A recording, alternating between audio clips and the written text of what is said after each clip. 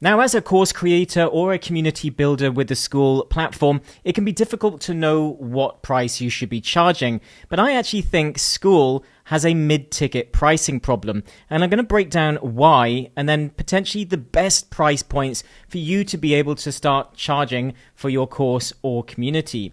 Because this mid-ticket problem is something that I have crashed into head first. And it's got me thinking about what I should be charging moving forward.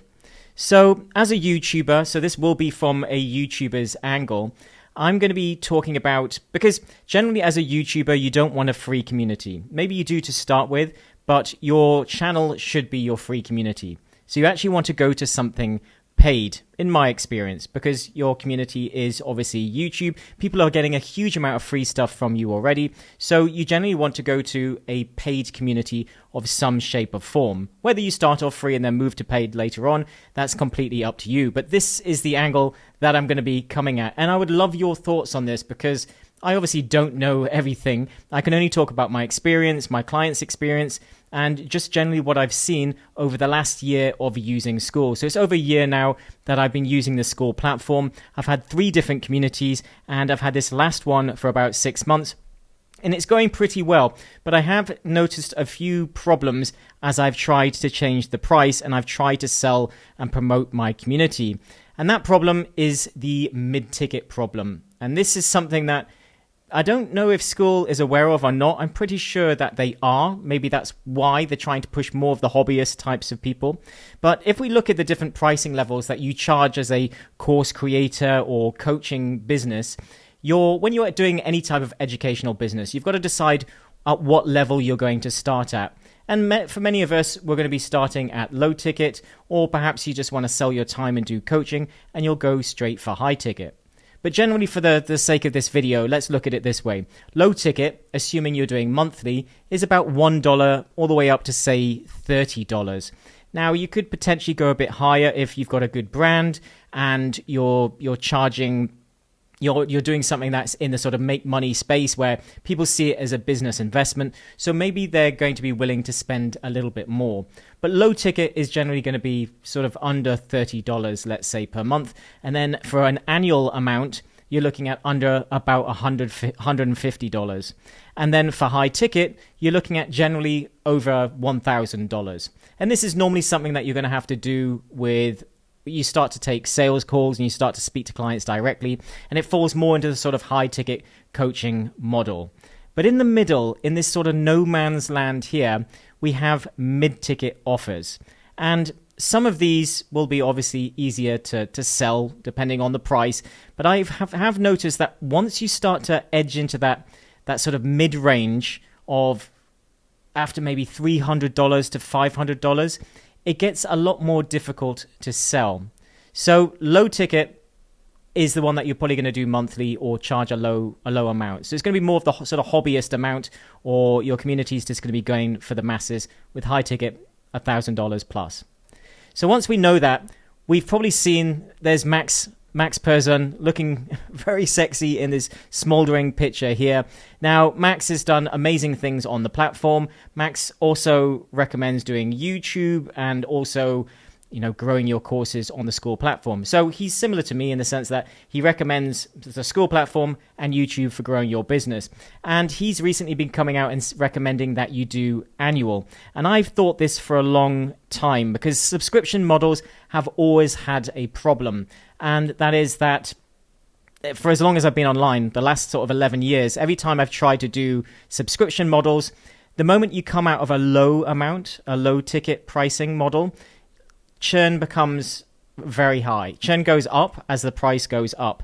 And even with low ticket to a degree, depending on what you're offering, you've always got a churn problem because people don't like to pay for something. They don't like subscriptions that are ongoing.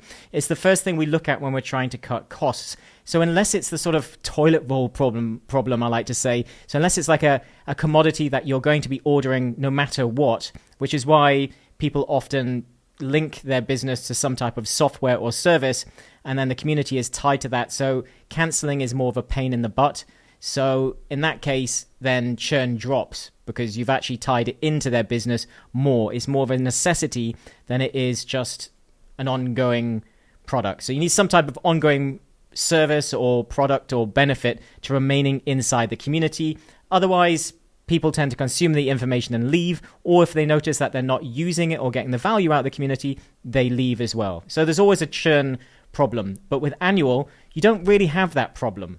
You get more money up front and you get more time to get people results, because that's the issue. The pain of getting your wallet out is going to be fairly similar. Now, obviously, if it's high ticket, the pain is going to be bigger initially, but you quickly forget about it, and then you've got more time to get those people small wins, get them results, and it's better in terms of testimonials and so many different things. So there's lots of benefits to high ticket, shall we say, and annual. But annual isn't necessarily high ticket. High ticket really depends on how you're selling it. So everybody talking about annual, yes, there's huge benefits, but there's also problems depending on where you're going with this and what angle you're going with it. So as we go through, annual basically makes Skool like a normal online course, but without lifetime access. So if I'm selling a $300 product and they get 1 year access, then this is just like an online course. Then they've got the information to go through, and maybe they've got 12 months of support. Unless you're doing something that's ongoing, as I said, if it's information focused and not community focused, then which most of us as course and educators, very rarely is it ongoing. So unless it's a mastermind sort of model or some kind of, you're sort of on a retainer and people want the information, they want the community, they want the access to you, then it's just more like an online course. So if it's a normal online course, then that's all you've done with the annual part. But you still then need to try and find ways to sell it. And with Skool and with high ticket, the moment you go into high ticket above $1,000, you really need to be starting to sell with sales calls. Because people generally say after $1,000, unless your marketing is very, very good, and even then, really even for mid-ticket, your marketing needs to be very, very good. You need to sell with calls after that, because people need more contact with you to be able to know, like, and trust you, to understand and overcome all of their objections, their individual objections to buying that product. So high ticket normally requires sales calls. And this is where the mid-ticket problem comes along, because if you're not doing sales calls, you're doing below 1,000, but you're no longer low ticket, then you're in that sort of no man's land, into that mid-ticket problem, because mid-ticket still requires more selling, but it's not necessarily worth your time to be doing lots of sales calls, because the return on it doesn't really necessarily pay out. And that's where people create automated sequences. They have webinars, they have training sequences, free trainings. They manage to create urgency with countdown timers and so many different marketing hacks and touch points to try and make those sales. So this is where all the marketing funnels and so on became very good. So this is where ClickFunnels and High Level and everything, they were fantastic at helping you convert and automate the sort of mid-ticket product, that range in the middle. But if mid-ticket isn't necessarily worth sales calls, and we realize that there's a problem with the Skool's About page, because I'll be honest, I know Sam Ovens and other people say that the data shows that the Skool About page converts better over sort of a sales page or an opt-in page. I'm sorry, I don't believe that data. I think not when it comes to mid-ticket products, maybe low-ticket products or free products, but I would like to see how people are getting their traffic. If they're speaking in other communities and they're gaining people organically through the Skool platform, 100%. If it's a low-ticket product and people already know them from the likes of YouTube or Instagram, then conversions are going to be probably just as easy. You don't need a huge amount of selling or things like webinars and email sequences and so on. So sure, I understand.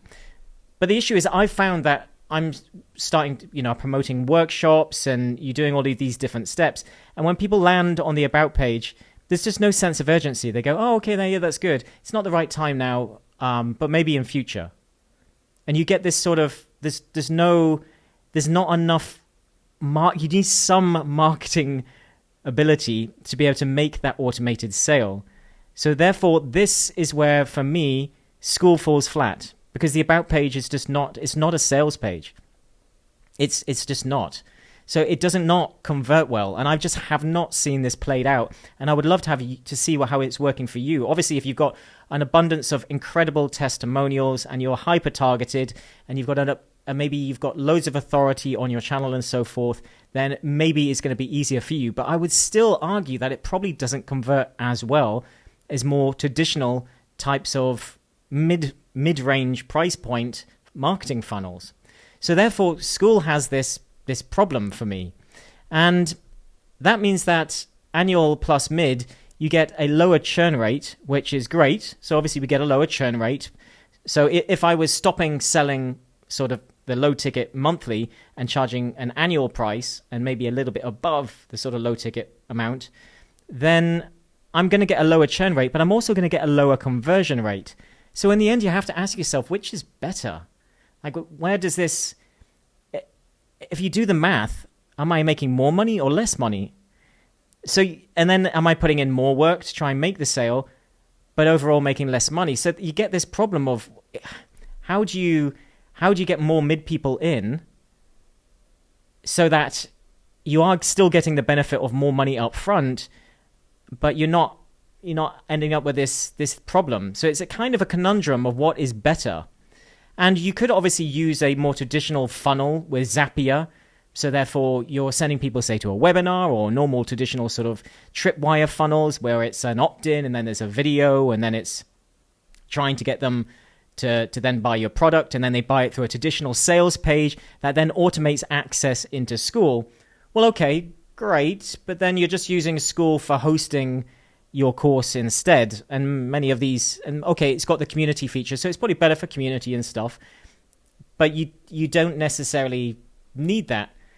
And it's a pain in the ass setting up all of those more advanced things, and you've got to pay for the funnel parts, and you've got to pay for Zapier, and it's more complex to set up. And you don't get involved in the Skool games anymore because it's money that goes through the Skool system.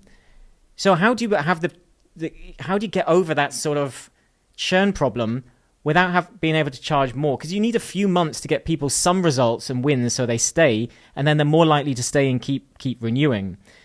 But you don't want to also be charging them that mid-ticket price that might not convert very well on the About page. So I think maybe, and this is maybe something I would raise in the Schoolers community, maybe a 3-month subscription would be a good idea. So maybe that's something they could potentially think about. But it doesn't help us right now, does it? Because this doesn't exist, and there's no idea that they're going to be doing this in future. So what is going to be best? And especially from the YouTube point of view, where we know that our channel is essentially our free community. If we're running it properly and we're being hyper targeted to our audience and maybe using some of the sort of post features and the comments and so on, then YouTube is our free community. So we either want to go for low ticket in that case, or we want to go for high ticket. So those are really the only two options, because if we do mid, I can tell you now that in my experience, and again, I would love to hear your feedback, mid ticket just doesn't convert well. Not without sales calls, but then it might as well be high ticket. But then for mid, it depends on what you're selling. And for high ticket, you can't always, depending on what you're doing, high ticket is going to be more business to business. It's going to be a larger transformational amount. And it depends whether your niche is something that people are willing to spend that money in. So most niches, sort of lifestyle and so on, low ticket works in just about everything. But high ticket doesn't necessarily work in anything. But the sort of sweet spot was mid.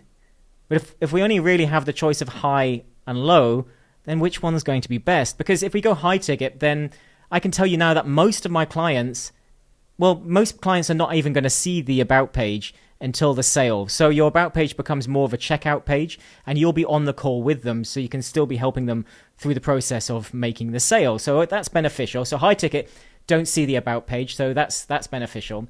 But I can tell you that most of my high ticket clients don't come from my community, and they almost don't go in the community unless I drop them into it. They don't really have an interest in even going through the coursework. They really just want to work with me one-on-one. So therefore, I make more of my money off of the Skool platform in terms of high ticket, because those people come direct, they want to work direct with me, and they don't really engage or show any interest in the community anyways. So in that case, well, there's no real benefit to the community part anyways, unless it's just for hosting.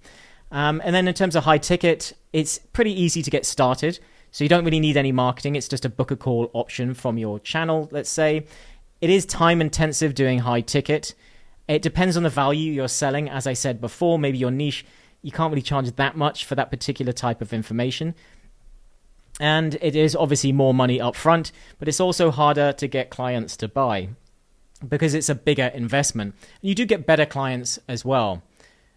So then maybe low ticket, which is easier to sell, about page converts. There's no calls or complex marketing needed. There's less money up front. It has a higher churn rate, which sucks. It can be a lot more work for little money. And as I said, most of my money comes from direct coaching, not the Skool platform. So therefore, which is better? This is what you've got to work out. It depends on your money and financial goals and how much you want to earn, but also how much time, work, and effort you want to invest in those clients. And then you need more traffic to get the volume of people that you want. So you're going to have to get volume because it can be very little money if you've only got like 20 people in there. So you're going to need sort of 100 people at least to really make it worth your time. So if there's any doubt that you can get that number, then the intensity of the amount of work that you can put into a community can be problematic. You get less engaged clients because they're not spending as much, so they're not as invested. But it can potentially be good to bridge the gap to high ticket. So at the moment, for me, in the past, the sweet spot was always mid-ticket. And I want to continue using Skool. So therefore, the option at the moment I can see is either low, high, or both. So I'm potentially thinking about going back to a lower monthly amount, removing the annual to improve the conversions again, and then having my high ticket completely separate. And then I'll just filter people off of my channel directly to high ticket and filter people out of the low community, low paid community into the high ticket as well. So I think personally, the way I see Skool working now, low ticket is going to be the most universal one. And you see by the way that they're trying to replace Facebook, and that's their sort of goal. And now they're charging the $9 a month account. I'm starting to think their main focus is low ticket anyways, because I'm sure their data is reflecting that the stick rate and the churn rate on this just works better. When I've had low ticket subscriptions in the past, if it is low enough, people just leave it and they don't churn as much. So I think after, sort of Netflix level, churn starts to go up dramatically. So in my opinion, it depends on your goals and the amount of traffic that you're going to be able to get in. I don't think you're going to get rich in the early stages of low ticket. And obviously you need fewer clients to make money with high ticket, but you obviously need more experience. Your niche needs to be high ticket sort of buyers within it and so on. So I think it's going to be low ticket or both for many people, or just high ticket. And then you just use Skool as the platform to sort of network and give any coursework to people for your high ticket program. So yeah, that's where I'm at. Let me know your thoughts below. And if you would like to watch my free workshop to understand how to use YouTube to grow your education and your coaching business, then I will also link to that in the video description. But as I said, I'd love to know your feedback as well. Thanks for watching, and I'll see you in the next one.